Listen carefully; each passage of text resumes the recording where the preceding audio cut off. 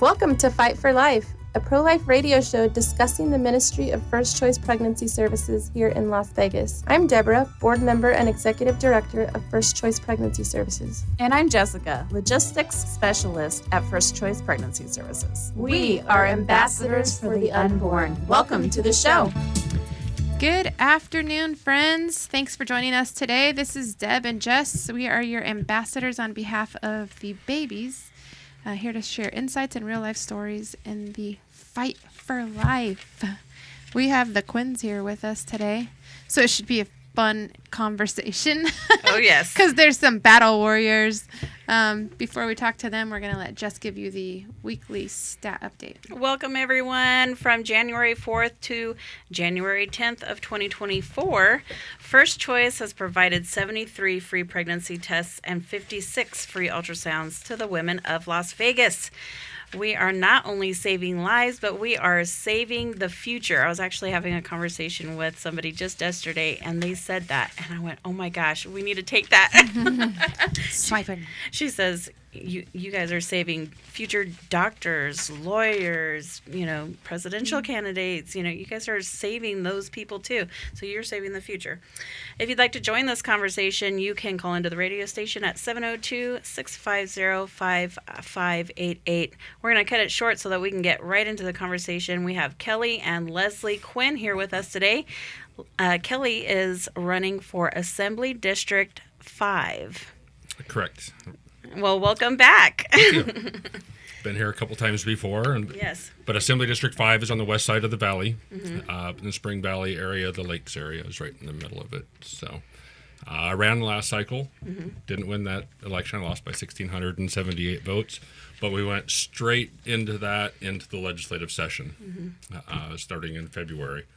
And Leslie was down at the Grant Sawyer building probably just about every day, testifying on different bills and providing input. So, and I'm a witness to that because I was. Yeah, you were down there too. I was down there with you, but not nearly as much as you two were. Yeah, well. Yeah. Leslie's a huge cheerleader and a huge advocate and citizen lobbyist. We really need more candidates like Kelly who are standing up for what's right in God's eyes and fight in and out of the legislation sessions, which is what we saw with you. I really appreciate that, and I was impressed by seeing that your leadership, even after you lost your campaign, which I was shocked about, but I was glad to hear that you're back in the ring, ready for another round. Yep. Can you tell us a little bit what for people who are listening that don't know what the Assembly does, what do they do? So the Assembly is one of the houses of legislature. There's 42 seats on the Assembly side. There's 21 seats on the Senate side. So the 63 seats make up the Nevada State Legislature. So on the Assembly, like I said, there's 42 seats. I'm running for one of those. Right now, the Democrat Party has the majority of actually both houses. So it's very difficult to get certain bills through, and they have very much the control of legislature. The governor and his veto powers is only protected by one vote on the Senate side, and as you guys are aware, he vetoed 75 bills this last session, and 33 of those bills were done before the deadlines, so that leaves 42 bills that are subject to being overturned the first day of the 25 session. So that's why this election is so important. If we can gain one seat on the Assembly side, myself and whomever else, then his veto power will be protected. Okay. Ideally, if we can gain some seats on the Senate side as well. You think that's a possibility this run? I do. I think it's always a possibility. Assembly 5 is a very winnable seat. And there's others throughout the state of those 42 seats that are very winnable as well. And ideally, if we can gain 6 seats in the Assembly side, then we can have a majority on the Assembly. And we get to control what bills get heard. Because there's very few Republican bills that actually made it all the way through. That's right. Likewise, on the Senate side, if we can gain 3 seats over there, we have the majority on the Senate. And then we can get some bills heard, at least to the table, and debated. Yeah. So that's a very important thing of this next election cycle is people need to participate and show up to vote and stay involved. Yeah. That's really the biggest thing. The last cycle, it was looking really, really good across the board. Yeah. Everybody's talking about the red wave, but just throw out some of the numbers on my election. Early voting, I won by 30%. Day of election voting, I won by 40%. It was the mail-in ballots that I lost by 80%. Yeah, which is questionable in motive and intent. But why don't you tell us a little bit about your platform and what you're running on? Much of that is the education issue. Last cycle it was more the government overreach and losing our freedoms, really. This cycle and the last legislative session, what they've been doing to the schools and school choice and parental rights, that's probably the biggest thing for me. Mm-hmm. And then community safety is another one. I work in law enforcement as well. Mm-hmm. So that part of it is very important. People see that throughout in their communities, in the schools. Mm-hmm. School safety is another one. It was an issue last cycle as well, but it's very much this cycle coming up that we need to address that. And, the whole economy is still struggling. Gas prices pretty much doubled since... Struggling, understatement. since the last transition. And yes. Mm-hmm. So those are the main issues in my first priorities in getting things done. Part of the school, the obscenity laws in Nevada, that's going to be one of my proposals. A lot of these books that are being pushed down into kindergarten level. Mm-hmm. It used to be really third grade level, but now they're pushing it all the way into kindergarten. What? And yes, and some of it was very, very graphic that if I had it with me, I couldn't show it to you online because there'd be some problems with that. Mm-hmm. But the Nevada law, if anybody's interested in reading it, it's NRS 201 that talks about obscenity, and it defines obscenity and what that means really. But there's an exclusion paragraph in there that talks about schools, universities, libraries, and museums. Mm-hmm. They're excluded. That's why you see them doing the drag queen shows in the libraries and the schools, because they're protected there. Wow. When did that happen? When did that exclusion? That exclusion was first put in 1979. Oh. But it's gone to the extreme now. They're just carrying it to the extreme. Yeah. And I believe that they put it in there for like teaching anatomy and physiology, health classes, something like that, at the high school level or age-appropriate level. And I think it's just perpetuated every session, because I know at least the three last previous sessions, they just keep digging a little bit more, a little bit more, a little bit more. And now it's to the extreme of, a lot of these books, they're calling it censorship, but you can see some of the graphic nature of those. I know Moms for Liberty is doing a ton of work on that to try to exclude some of those. There's other sections in NRS 201 that talks about the district attorney or the city attorneys can also pull those out. But there's a movement right now to fill out requests to have them pulled out of the schools that go to the principals. It goes to the school board, which you've seen some of those have been worthless lately. The attorneys, and then legislature. And legislature has the ability, and again, it's one of my proposals to repeal that NRS 201-237 and remove that exclusion clause. Yeah. Because there's other sections in the statute that allow for the teaching of anatomy, physiology. And how doable is that? Is that going to be a big undertaking to try to do that? I think it can be done very easily, at least in my mind, and on the one party's side, I think there's a lot of movement to do that.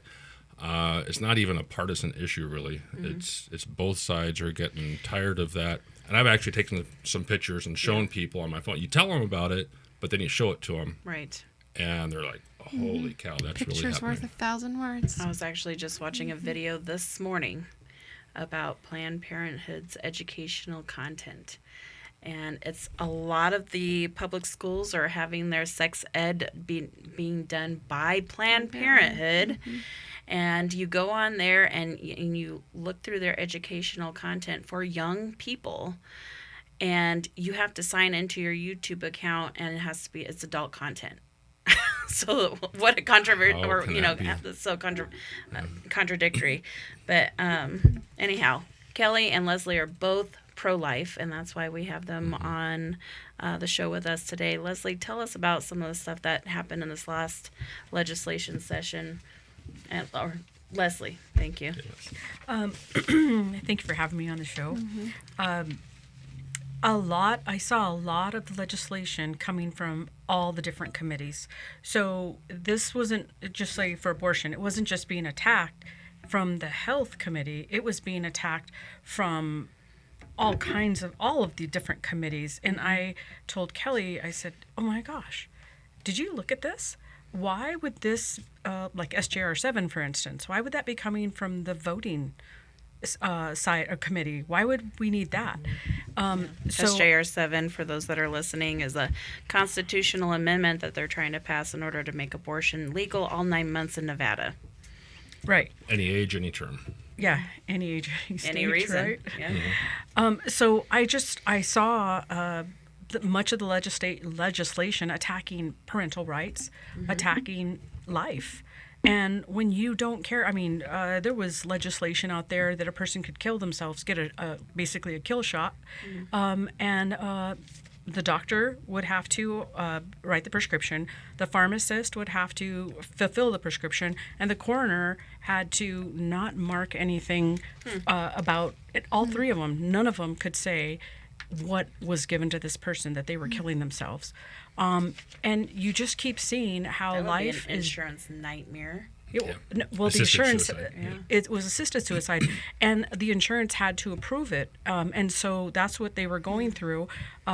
And so the thing is I see that life keeps being minimized more and more. Right. So what's the big deal about killing a child? You saw, I don't know if I can say a legislator's name without getting in trouble, but. Go ahead.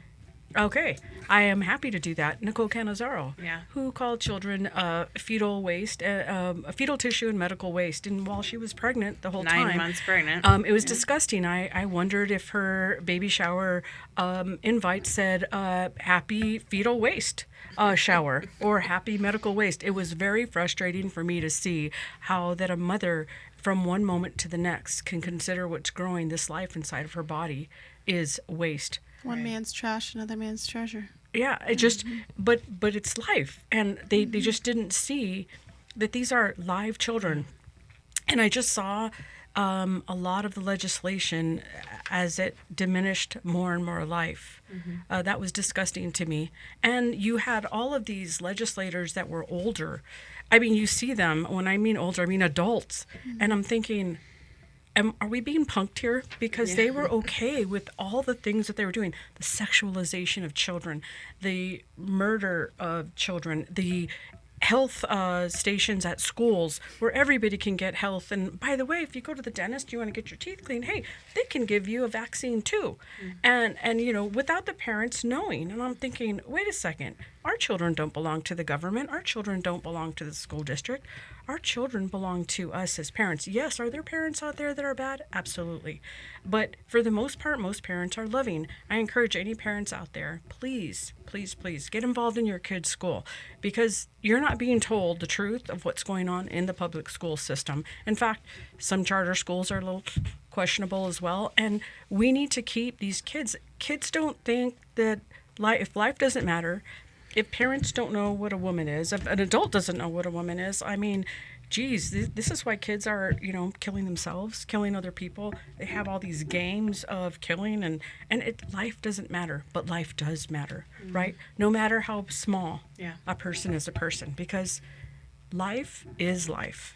And I think that needs to be really represented. And there's a lot more that went on in legislation, but that maybe is just a little bit of just seeing the attack. What was alarming to me in this last session as well was that they were not only trying to push all of that and really attacking life in general. But they were also trying to lower the age of consent for people to be able to do all this. Did that end up passing? Yeah, they did lower the age. So they lowered the age of consent, and as far as I remember, they were trying to lower it to the age of 14. But when I read through the document, I didn't see an age in it. Did you guys? There were several of those. I don't know which one you're referring Okay. to specifically. Specifically for medical consent of being able to get treated for STDs, for contraception, which would have also it was included SB the abortion 172. pill. Yes, that one. And I don't recall the age on that one. So. Well, we'll have to look into that and follow up for sure. Yeah, Did and then you- AB 147 is the dental hygienist one, where a dentist, a dental hygienist, a therapist can administer vaccines. And so, what is the definition of vaccines? Well, is it a COVID vaccine, or is it something to HPV or so a girl or a guy they no longer are viable for a pregnancy, right? So those are just some of the disgusting things. And the insurance, SB 163, to cover gender surgeries. I'm telling you, these things are sick. The SB 172, like Kelly said, SJR 7, it's people, attack on please stand life. up and fight, because if we don't, there's Nobody no more else time is. Yep. for recreational Christianity. If you're a Christian, if you're not, but you're a warrior, please fight, because this is not we're not gonna win this with people sticking their heads in the sand. And life is important. And it made me think that if life isn't important, not only for an unborn child, but what about a child that has Down syndromes, or a parent that They're being has attacked. Yes, that has They're targeted and singled Alzheimer's. out. It doesn't matter, right? So if we don't stand up now, Sanctity of life. right? It's Did you by chance talk to your pastor since yesterday? Or since Tuesday? Since yesterday? No. Pastor Greg? No. He was sitting at a table with me Tuesday at the Nevada Right to Life Faith Leaders Breakfast. Oh, nice. And that was quite an alarming presentation. The guy from Ohio that worked on the legislation there, they brought him in 9 weeks before that terrible bill passed in Ohio in November. But he was talking about the behind-the-scenes numbers when he came in to start working on it, and just told everybody. I think it passed with, I think he said 73% of the Republican vote. With 73%. Uh-huh. Okay. And so he said, unless you guys have 87 to 89% of your base behind it, you won't win. There's a Wow. lot of pastors sitting there listening. And, I've been sounding the bell like you guys better do Yeah. something different, because the definition of insanity is to do the same thing over and over and expect a different result. Yeah. And so, I'll have to get that update from him. But Pastor Greg, he's a huge lawyer also. yeah, there was quite a few pastors that were there listening, and you could tell the information the guy was giving and all the statistics. I mean, I don't think they recorded it, but it would have been a good thing to record just to hear the battle and how it went out in Ohio, and the deceptive practices that people use in order to do things. Melissa said here that, that judge said they couldn't move forward with it as they had it, but it's being appealed right now to the Nevada Supreme Court For SJR 7. for the legislation to put on the ballot next year to make abortion legal through 9 months in Nevada. Yeah, that's SGR 7. Yeah. Now, SB 131 from the last session, that passed, and the governor signed it. And that was one of those almost landmark bills going through. In fact, the time that went through, that was the most active bill in the whole session until AB 400, which was the school choice bill. But it still passed. And if you recall on that one, it was to protect the practitioners coming into Nevada. And a couple of the people that voted for that said the only reason they voted for it is because they didn't want to throw a woman in jail for getting an abortion. Right, they The twisted bill it. had nothing to do Exactly. I saw a abortions. clip of that in the presidential debate last night, bringing up about throwing women in jail for abortions and the scare tactics behind it. But that one passed. So now, and you guys were talking about the the market for abortions in Nevada has gone up 50% now. At least. Since that Abortion went into place. tourism specifically. Yes, Yeah. tourism. But now we've got SGR7 coming up. And the whole resolution side of it. Now, the difference between a bill and a resolution is the governor can either sign it or veto it or do nothing, and it passes.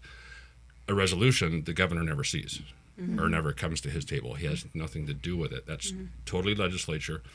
And what that SGR7 is trying to do is amend the state's constitution to allow abortion, any age, any term, full 9 months. And it passed the last session, but it has to pass the 25 session, and then it goes on to the ballot. So it's going to be till probably 27 before anything definitive happens with that. She said if the Supreme Court upholds this lower judge, that they already are working on a different language to put. Good. But she said for the pro-abort side, and she said I'm sure it's going to wind up on our ballot because they have so much money that she's sure abortion's going to show up on our ballot this year? fall. Wow. And she said they have so much money not to, and it's such a huge issue to motivate and drive People getting out the and go and vote. unenthusiastic Biden supporters to get out and vote, that they're not going to waste the opportunity in getting that on the ballot. So she's saying, like, it's going to be on the ballot. Yeah. Well, last cycle, they were talking about how abortion wasn't an issue to campaign on. Well, I think it is.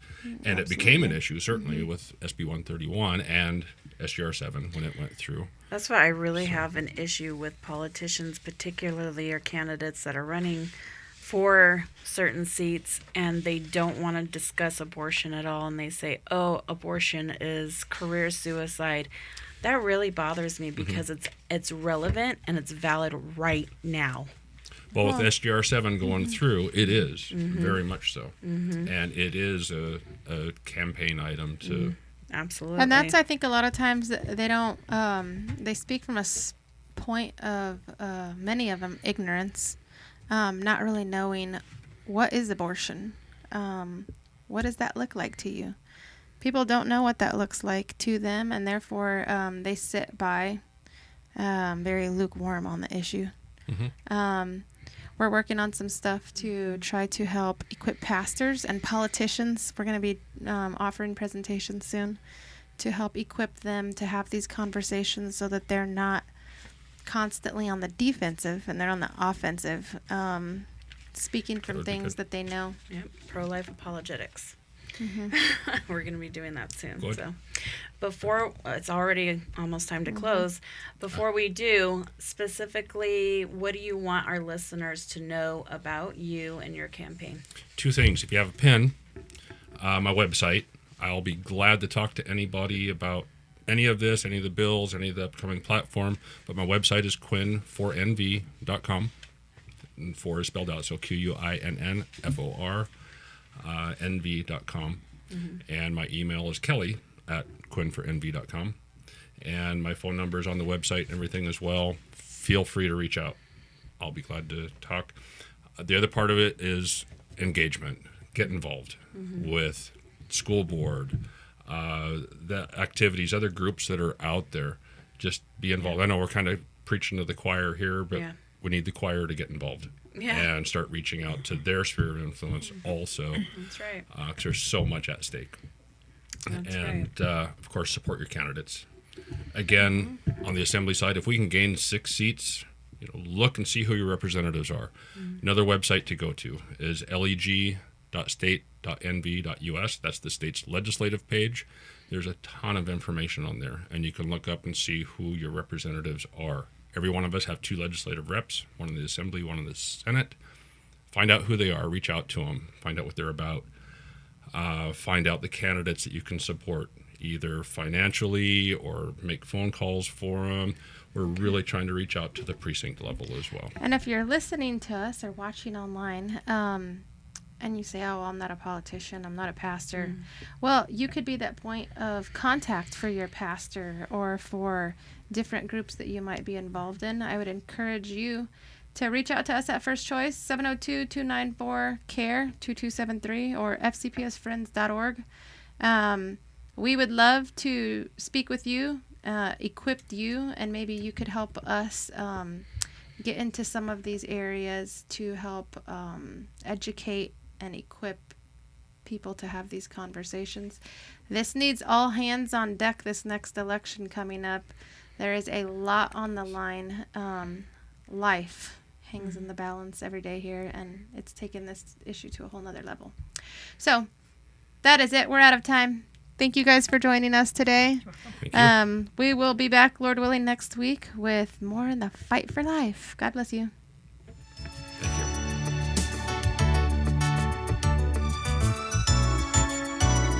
Thanks for joining your Ambassadors for the Unborn on the Fight for Life radio, today and every Thursday on KKVV 1060 AM, the best news radio, the gospel airship. If you'd like to support the cause of saving unborn babies, or if you have a question you'd like us to answer on the air, go to fcpsfriends.org or call us at 702-294-CARE. Again, that number is 702-294-2273. On behalf of his little ones, thank you and God bless.